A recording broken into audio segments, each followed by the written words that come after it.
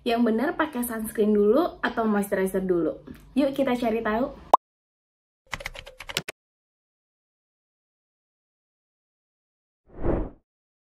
Hai semuanya, balik lagi di YouTube channel aku Dita. Hai buat kalian yang baru mampir di videoku, selamat datang, aku Dita. Kalian bisa subscribe channel ini karena nantinya kalian bakalan dapet video seputar beauty, lifestyle, dan yang lainnya. Dan jangan lupa buat follow Instagram aku di @praditans. Oke, di video kali ini aku bakalan bahas tentang urutan pemakaian skincare yang benar, khususnya di pagi hari, dan bakal aku kupas tuntas step terakhir skincare, yaitu moisturizer dan sunscreen. Kira-kira pakainya yang mana dulu ya? Sunscreen atau moisturizer? Dan seberapa penting sih dua step skincare ini? So, pastiin kalian nonton sampai habis. Buat menonton setia YouTubeku, pasti kalian pernah nonton. Aku tuh pernah bikin video tentang urutan pemakaian skincare yang benar. Tapi kalau misalnya kalian baru nonton video ini, nanti bakalan aku taruh link video detailnya di description box. Jadi aku bahas sedikit urutan pemakaian skincare yang benar yang udah paten urutannya. Itu ada CTCMP: Cleanser, Toner, Care, Moisturizer, dan Protect. Yang pertama itu ada cleanser. Pastiin kalian itu udah melakukan yang namanya double cleansing buat memastikan gak ada lagi kotoran yang tersisa di wajah. Nah, kalau udah bersih, kamu bisa lanjutin untuk pakai toner. Ini termasuk step yang harus kamu lakuin juga karena toner di sini tuh fungsinya untuk mengembalikan pH balance. Abis itu masuk ke step care. Ini tuh sebenarnya masuk ke step tambahan karena fungsinya untuk mengatasi permasalahan yang ada di wajah. Contoh, kalau kamu punya kulit yang berjerawat, kamu bisa pakai serum yang untuk mengatasi jerawat, atau kalau misalnya kamu punya kulit kusam, kamu bisa cari serum yang untuk brightening. Jadi cari produk yang sesuai dengan jenis dan kebutuhan kulit.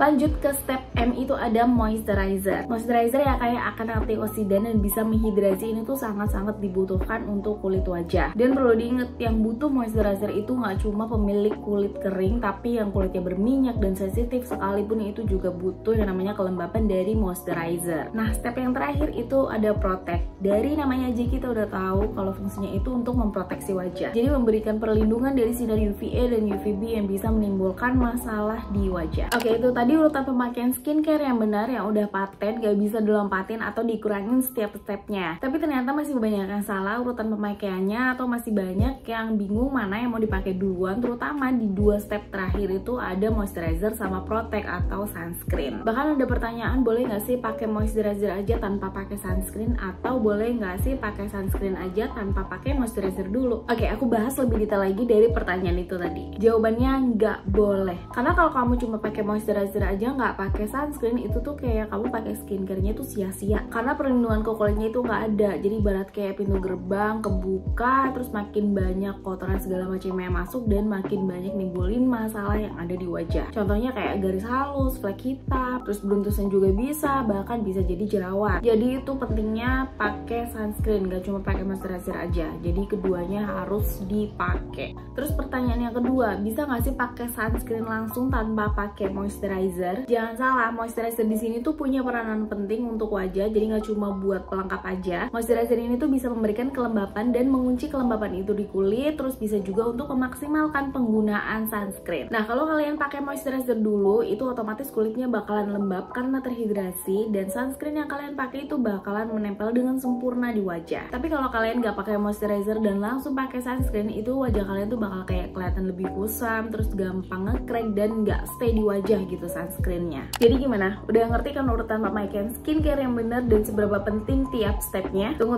pas kebetulan aku ingat, pasti dari kalian itu punya pertanyaan. Kalau misalnya kalian punya moisturizer yang udah ada SPF-nya, itu perlu nggak sih untuk pakai sunscreen lagi? Menurut aku tetap harus pakai sunscreen karena biasanya SPF yang ada di moisturizer itu kecil, jadi lebih baik untuk pakai sunscreen lagi, minimal itu 50 SPF. Emang ada moisturizer yang ada SPF-nya? Ada dong bestie. Sekarang moisturizer itu didesain bukan cuma untuk melembabkan kulit, tapi bisa membantu permasalahan di wajah. Contoh, kalau misalnya kulit kamu berminyak, kamu bisa cari moisturizer dengan tekstur gel biar nggak makin berminyak. Nah, untuk kondisi wajah aku yang berminyak dan butuh moisturizer yang untuk anti-aging, karena aku udah gak muda lagi, udah mulai muncul garis halus dan kerutan, aku lagi rutin banget pakai moisturizer dari Scarlett Whitening. Ini salah satu satu rangkaian dari Age Delay seriesnya, ada Phytobiotic Renewing Moisturizer. Moisturizer ini tuh kelembapannya juara banget, bisa memperlambat tanda-tanda penuaan dini di wajah karena moisturizer ini tuh mengandung beberapa power ingredients. Ada Lactobacillus ferment untuk meningkatkan elastisitas kulit, meminimalisir garis halus, dan menghidrasi kulit. Terus ada Hexapeptide 8 untuk meningkatkan kelembapan kulit. Terus ada Cherry Blossom Extract sebagai anti-inflamasi, antioksidan, dan bikin kulit makin sehat. Dan gak cuma itu, masih banyak ingredients yang bagus untuk kulit. Terus kalian juga gak perlu khawatir karena moisturizer ini tuh gak mengandung paraben, no alkohol, dan no fragrance. Jadi aman untuk kulit, terus udah BPOM dan halal juga. Plus moisturizer ini tuh bisa digunakan untuk semua jenis kulit dan bisa kalian pakai mulai dari usia 25 tahun ke atas. Nih bakalan aku kasih tahu packaging dan tekstur dari Phytobiotic Renewing Moisturizer dari Scarlett Whitening. Packagingnya tuh cantik banget, elegan, dan bentuknya ini jar. Di depan ada keterangan nama produknya dan di sebelah sini juga ada cara pakainya. Terus kalau tutupnya dibuka, ini tuh masih ada tutup di dalamnya lagi buat menjaga produknya ini tuh tetap higienis. Dan kelihatan kan moisturizer ini tuh warnanya bening dengan tekstur gel yang gampang banget diaplikasiin ya. Langsung membaur dan merata gitu di kulit. Cepat meresapnya juga di kulit dan nggak lengket sama sekali. Di wajah tuh langsung kayak kelihatan glowing, lembab gitu, nggak berasa berat dengan tekstur yang gel gini dan aku suka banget.